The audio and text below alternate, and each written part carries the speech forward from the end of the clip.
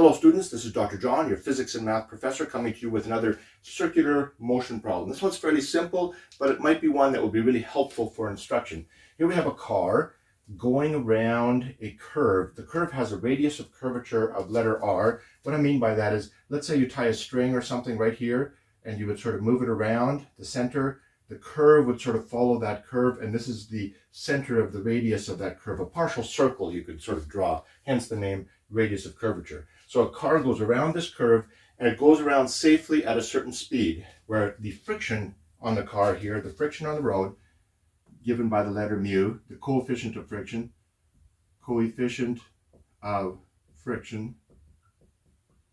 we use the Greek letter mu for that, which is like a U with a little stick on the end there.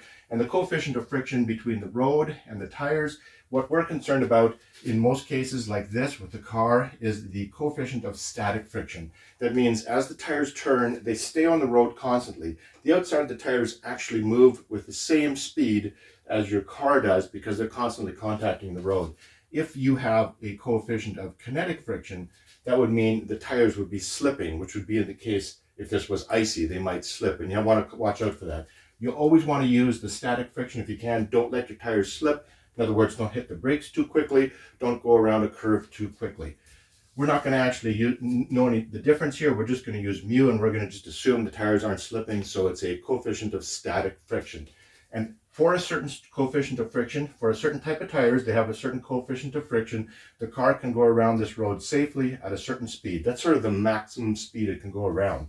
Now, what we want to know is, what if we buy some new tires which double our coefficient of friction? The coefficient of friction is practically always between 0 and 1. For ice, it might be 0.1 or 0.2. For something like this, it might be 0.5 or 0.6.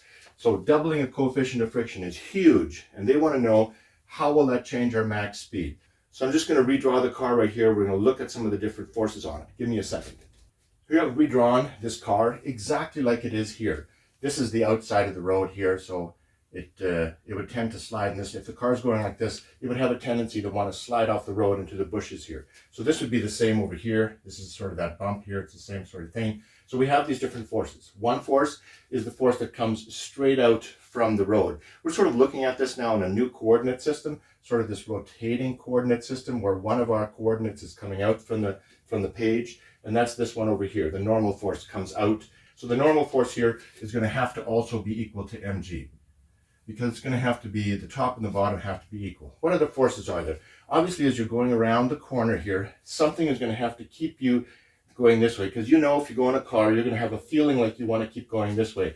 Actually, it's your inertia that makes you want to continue on, so you're going to have to constantly accelerate in this direction. Let me illustrate that for you. Let's say you're moving in this direction here. That's straight up here, like this blue line here.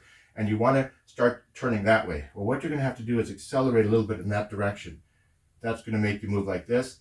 You'll have to accelerate like that. That'll make you move like this. Eventually, you're going to go like this.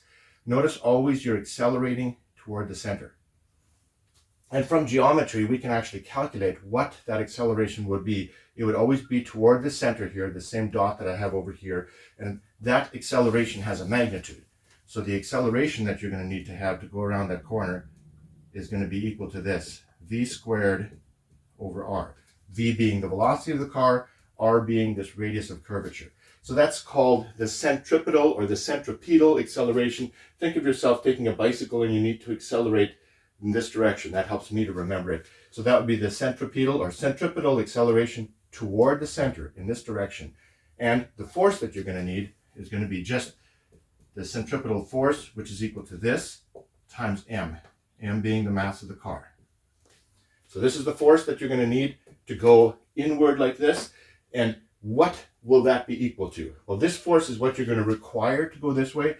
But this force, the centripetal or centripetal force, is not a force in itself. It's not something that it just happens. It's not a cause of something.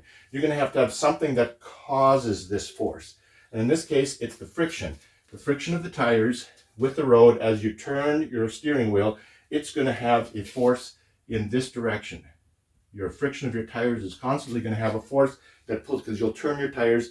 The friction will pull you in this direction, will provide this force, the force in this direction. This force that friction provides will be exactly this force if it's to keep you on the road. So in other words, the force of friction has to equal mv squared over r. But we also know some other things about the force of friction. One thing is this, that the force of friction for these kinds of things with something on a surface is equal to the coefficient of friction times the normal force. Let me just take a couple of these formulas, write them down there, and then I'll be able to erase some of these things and work over here. So here I've rewritten some of these things here. The normal force that's going up will equal the force of gravity going down because the road's not buckling up or down.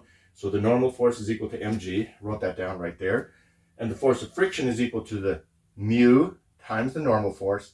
And what we're going to need to create, we're going to need to create a force, mv squared over r, that allows the car to accelerate or to move in this direction here.